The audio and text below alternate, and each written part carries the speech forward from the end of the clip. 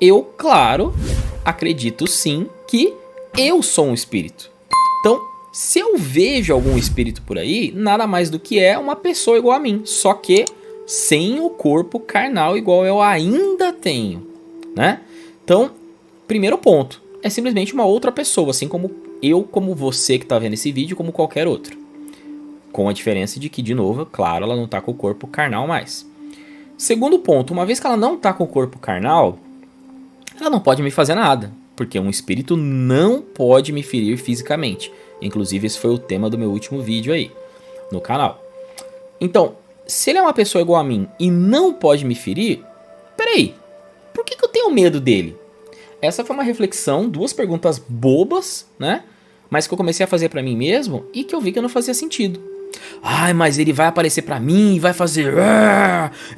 Não, legal. Eu vivo dando susto na minha namorada, inclusive, vivo dando susto em um monte de gente, mas nem por isso eu faço nada com elas, pelo contrário.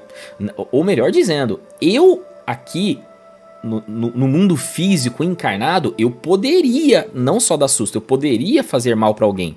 Assim como outra pessoa poderia me fazer mal. Se alguém entrar por aquela porta ali atrás, uma pessoa aqui encarnada, com má intenções, essa sim eu tenho que ter medo, porque ela pode me fazer um mal.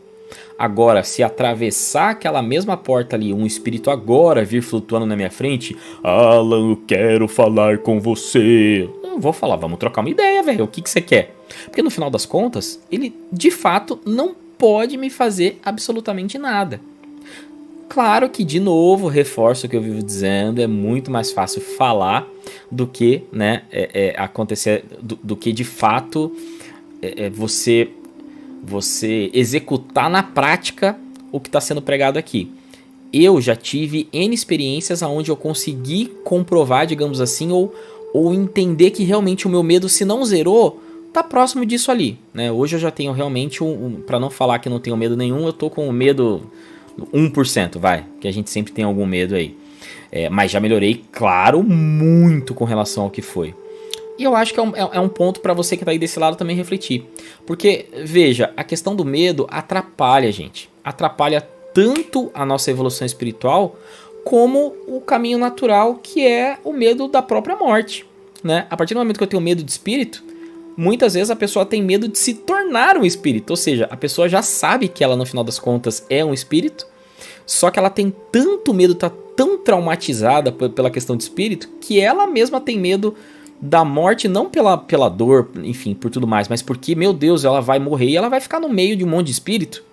Ou seja, a pessoa não consegue parar para refletir que, na verdade, estar no meio de um monte de espírito é a mesma coisa que a gente aqui no mundo encarnado tá no meio de um monte de pessoas, né? A gente não tem por que ter medo.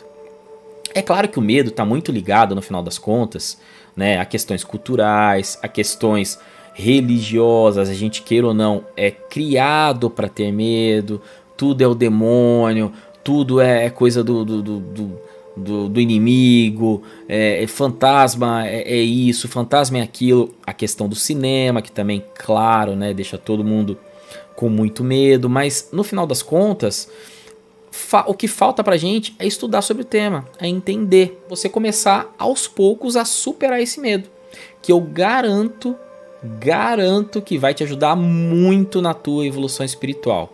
Não só na espiritual, porque no final das contas está tudo interligado, né? A espiritual, a moral e a intelectual. Eu acho que é isso, gente. Eu espero que vocês tenham gostado. Não se esqueçam, por favor, de dar uma curtidinha no vídeo se vocês tiverem gostado, porque isso realmente ajuda bastante aqui o canal.